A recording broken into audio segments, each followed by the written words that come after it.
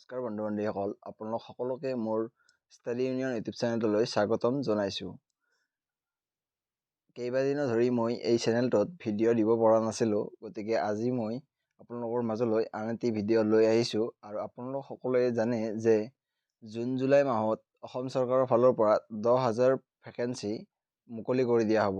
গতিকে আপোনালোকে যিসকলে তাৰ বাবে প্ৰিপাৰেশ্যন কৰিম বুলি ভাবি আছে তেওঁলোকে অতি সোনকালে প্ৰিপাৰেশ্যনসমূহ আৰম্ভ কৰি দিয়ক।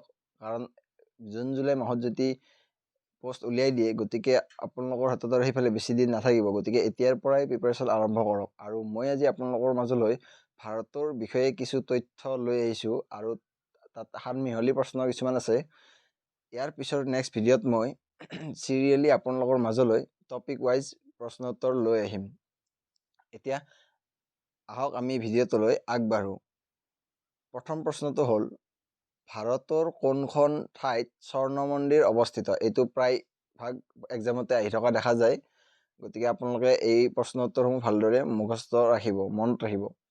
আৰু ইয়াৰ উত্তৰটো হ'ল অমৃতসৰ। পঞ্জাৱৰ অমৃতসৰত স্বৰ্ণ মন্দিৰ অৱস্থিত।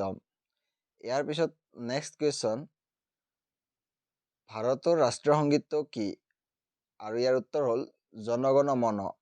কেতিয়াবা সুধিব পাৰে যে ভাৰতৰ ৰাষ্ট্ৰীয় সংগীতটো কোনে ৰচনা কৰিছিল? আৰু জনগণ মনৰ ৰচক হ'ল ৰবীন্দ্ৰনাথ ঠাকুৰ। ইয়াৰ পিছত নেক্সট কুৱেশ্যন নম্বৰ 3, স্বাধীন ভাৰতৰ প্ৰথম ৰাষ্ট্ৰপতি কোন? আৰু ইয়াৰ শুদ্ধ উত্তৰ হৈছে ৰাজেন্দ্ৰ প্ৰসাদ। এইটো পৰীক্ষাত প্ৰায়ভাগ আহি থকা দেখা যায়। আছাম পুলিচৰ পৰীক্ষাতটো এইটো আগতে আহিছিলে বহুতবাৰ। ইয়াৰ পিছত নেক্সট কুৱেশ্যন নম্বৰ 4, ভাংৰা নৃত্য কোনখন ৰাজ্যৰ নৃত্য? আৰু ইয়াৰ শুদ্ধ উত্তৰ হ'ল পঞ্জাৱ। ইয়াৰ পিছত নেক্সট কুৱেশ্যন, মোহিনীঅট্টম কোনখন ৰাজ্যৰ লোকনৃত্য? আৰু ইয়াৰ উত্তৰ হ'ল তামিলনাডু। ইয়াৰ পিছত নেক্সট কুৱেশ্যন, ভাৰতত কেতিয়া ৰেলপথ ব্যৱস্থাৰ সূচনা কৰা হয়? আৰু ইয়াৰ উত্তৰ হ'ল 1853 চনত মুম্বাইৰ পৰা থানেলৈ প্ৰথমবাৰৰ বাবে ভাৰতত ৰেলপথ ব্যৱস্থাৰ সূচনা কৰা হয়। ইয়াৰ পিছত নেক্সট কুৱেশ্যন, তাজমহল ভাৰতৰ কোনখন চহৰত অৱস্থিত? আৰু ইয়াৰ শুদ্ধ উত্তৰ হৈছে আগ্ৰা। ইয়াৰ পিছত নেক্সট কুৱেশ্যন, হুমায়ুনৰ সমাধি ক'ত অৱস্থিত?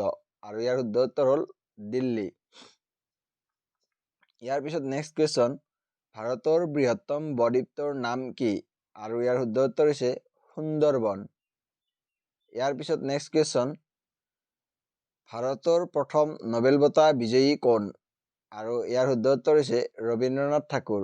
আৰু কেতিয়াবা পৰীক্ষাত সুধিব পাৰে যে কোনখন পুথিৰ বাবে ৰবীন্দ্ৰনাথ ঠাকুৰে নোবেল বঁটা লাভ কৰিছিল? আৰু ইয়াৰ শুদ্ধ উত্তৰ হৈছে গীতাঞ্জলি। আৰু 1976 চনত তেওঁ এই বঁটা লাভ কৰিছিল। ইয়াৰ পিছত নেক্সট কুৱেশ্যন নম্বৰ 11, ভাৰতৰ প্ৰথম মহিলা জ্ঞানপীঠ বঁটা বিজয়ী কোন? আৰু ইয়াৰ শুদ্ধ উত্তৰ হৈছে আশাপূৰ্ণা দেৱী। ইয়াৰ পিছত নেক্সট কুৱেশ্যন, ভাৰতীয় জাতীয় কংগ্ৰেছৰ প্ৰথম সভাপতি কোন আছিল? আৰু ইয়াৰ উত্তৰ হৈছে উমেশ চন্দ্ৰ বেনাৰ্জী। আৰু এটা কথা দিব পাৰে যে ভাৰতীয় জাতীয় কংগ্ৰেছৰ প্ৰথম জন্ম কেতিয়া হৈছিল? আৰু ইয়াৰ শুদ্ধ উত্তৰ হৈছে 1885। এইটো আপোনালোকে মনত ৰাখিব, কেতিয়াবা সুধি দিয়ে পৰীক্ষাত। ইয়াৰ পিছত নেক্সট কুৱেশ্যন, ভাৰতৰ সৰ্বোচ্চ অসামৰিক বঁটাটোৰ নাম কি? এই কুৱেশ্যনটো 2023 যিটো APR ৰিটেন এক্সাম হৈছে, সেই APR এক্সামত এই প্ৰশ্নটো আহিছিল যে ভাৰতৰ সৰ্বোচ্চ অসামৰিক বঁটাটোৰ নাম কি? গতিকে এইটো আপোনালোকে ভালদৰে চাব। আৰু ইয়াৰ শুদ্ধ উত্তৰ হৈছে ভাৰত ৰত্ন। ইয়াৰ পিছত নেক্সট কুৱেশ্যন, পানিপথৰ প্ৰথম যুদ্ধ কেতিয়া হৈছিল? আৰু ইয়াৰ উত্তৰ হৈছে 1526 খ্ৰীষ্টাব্দত।